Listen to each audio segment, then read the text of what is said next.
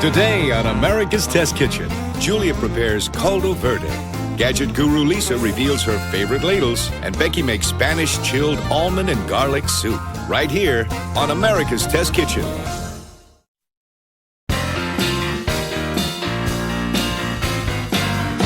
You know, recently I was thinking about my favorite recipes to make, and they all are in the category sort of poor man's soup.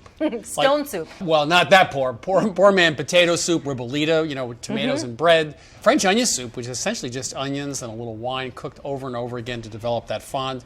And today we're doing caldo verde, which means green broth, which is from Portugal, which is smoked sausage, potatoes, and greens. Yep. Very simple, but I think those are sometimes the best recipes. Simple. Hearty. Also, some of the hardest to get right because the balance of flavors and textures has to be just right, or the soup will taste watery and overly simple. So And that's why we have you. that's why you have me. So we're going to start with sautéing up some sausage, medium-high heat, and I have a tablespoon of oil in there heating up. And while that heats, we're going to cut up some sausage. Now this is not the traditional sausage that you would use in this soup, which would be a linguica. This is a Mexican chorizo, and it has a very similar garlicky flavor, and it's a lot easier to find in our American supermarkets. And you just want to cut it up into pieces that are nice and evenly sized and will fit on a soup spoon. In here we have 12 ounces of sausage. We're just going to brown it lightly for a couple minutes, and of course that develops some good flavor and fond on the bottom of the pot. All right, if you could keep your eye on the sausage, I'm going to quickly mince up an onion. And to mince an onion, you cut off that tip end, and then you cut through the onion in half through the root. And then this is when I like to peel it, because I think it's easier to peel a halved onion. And one good trick is that you leave the peel on this so it gives you a little bit of a handle. First time you want to cut vertically towards the root end. The next time you want to cut horizontally towards the root end. And then finally straight down into a nice mince. And then when you get to the end, if you're a little nervous, it gives you the little handle of the old peel to hang on to. And there we go. And then any large pieces left over, you can just run them over with your knife real quick. Oh, that chorizo smells good. So we're going to take it out of the pot with a slotted spoon, because we're going to leave the rendered fat in the pot and use that as the base for sauteing the onions. Okay, so now we're going to add the onions to the pot. And if you could turn the heat back on to medium, we're going to saute these onions over medium heat until they're nice and softened. So to the pot, while the onions cook, we're going to add 4 cloves of minced garlic. This is 1 1/4 teaspoons of salt. And a little bit of red pepper flakes. This is 1/4 teaspoon of red pepper flakes. And we're just going to cook this all together. So as these onions cook and they release their liquid, I'm going to use that liquid to scrape up the fond on the bottom of the pot so that it doesn't burn, because the salt will draw that moisture out of the onions pretty quickly. And that takes about 4 or 5 minutes. All right, so those onions have really begun to soften. I scraped up all the fond from the bottom of the pot. So now it's time to add the potatoes. And this is 2 pounds of Yukon Gold potatoes that we peeled and cut into 3/4 inch chunks. And you know, we tried lots of different kinds of potatoes, but the Yukon Golds really hold their shape throughout the cooking process, so we preferred them. Plus they have a nice buttery flavor. And then of course we're going to add some chicken broth and some water. We're going to add 4 cups of each. Traditional recipes we found just use water, but we found that if you split it with a little bit of chicken broth, you get a little bit more flavor. All right, so we're going to bring this to a boil, and then we're going to reduce it to just a simmer to gently cook the potatoes for about 10 minutes. So the potatoes are still simmering, and we're going to turn our attention to the kale. Most translated recipes we found for this soup use kale, but a few used collard greens, and we tested them side by side, and tasters really preferred the flavor and the texture of the collards. Good. I'm sick of kale. I'm glad collard greens are getting their due here. That's good. So we're just going to take the stem out of the collards. And this works really for almost any hearty green, whether it's chard or kale or collards, is that you want to take out the stem, cut it to the right size, and then you want to wash it, because these greens can be very sandy and dirty. And you might as well cut it to the right size so that there's more surface area for the water to really get that dirt out. And another thing we found is that traditional recipes, slice the kale into very thin shreds before they add it to the soup. But really, we found they didn't sit on the spoon very well. They kind of dripped over, helped you burn your chin when you're eating the soup. So we cut it into 1-inch squares. That was a little easier for us to eat. All right, so that's a pound of collard greens, and now I'm just going to give it a quick wash in a salad spinner. Just get my hand down in there and really swish the collards around in the water to make sure any little trapped pieces of dirt or sand get loosened up. And then, of course, you want to lift the collards away from the dirt. So the dirt goes to the bottom, and then you pour out the dirty water. Now, I know you love this part. At least my 5-year-old daughter loves this part. And how different am I from a 5-year-old? Especially this much. Yeah. So I don't know if the plunging and making it spin is the fun part or the break. It's the break. I think it is the break. You don't have to worry about getting these super dry because obviously it's going in a soup that already has a little bit of water. Actually, no, I have one with disc brakes. Anti-lock brakes? Of course. All right, so now it's time to turn our attention back to the potatoes that are simmering.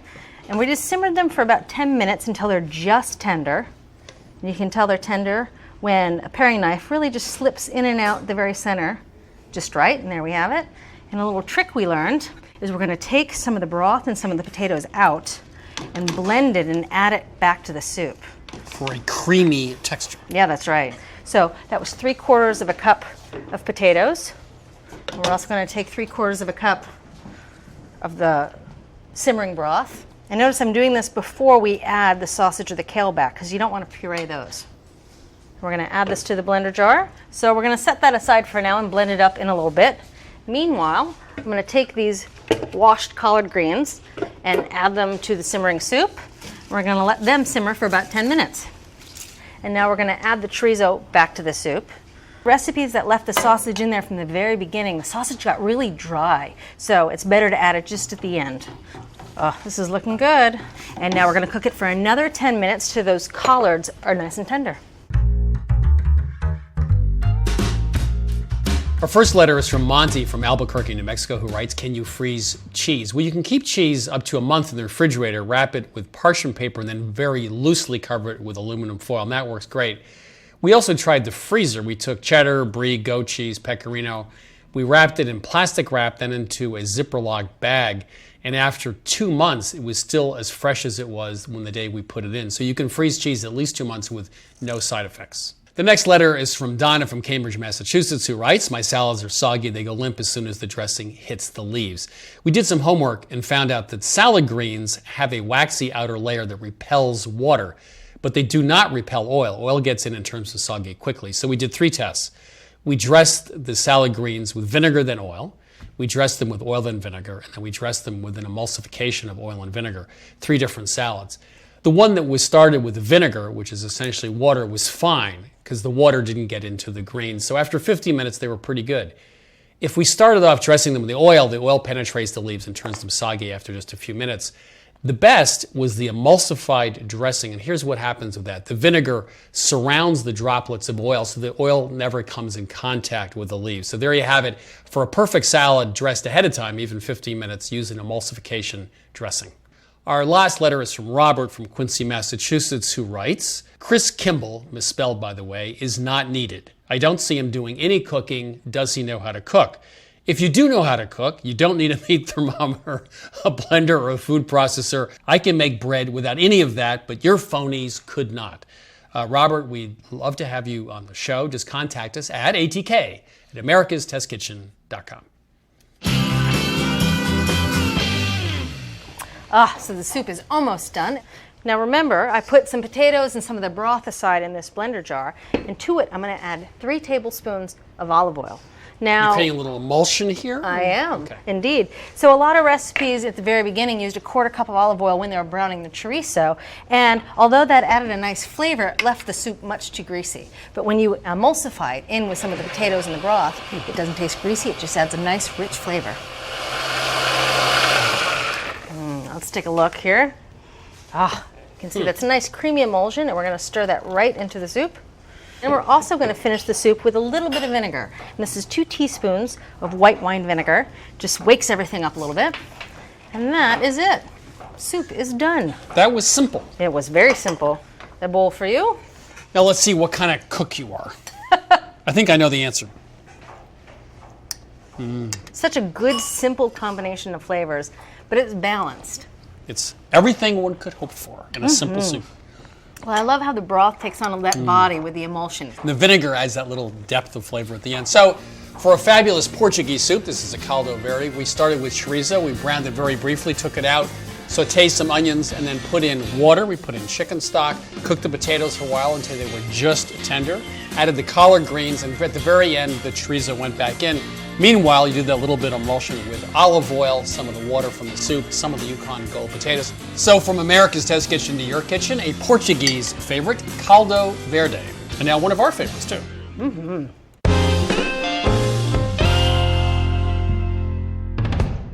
One of my pet peeves is a lousy ladle.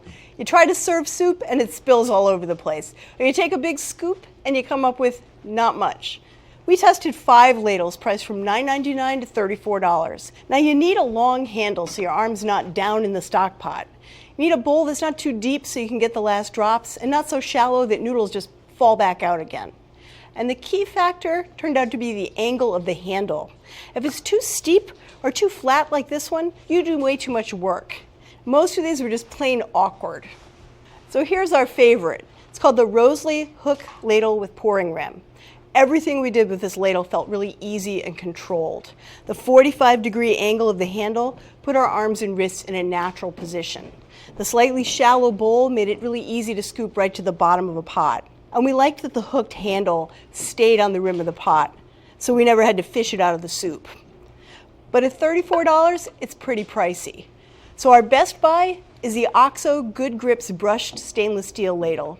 It almost matches the performance of our winner, but it costs just $9.99.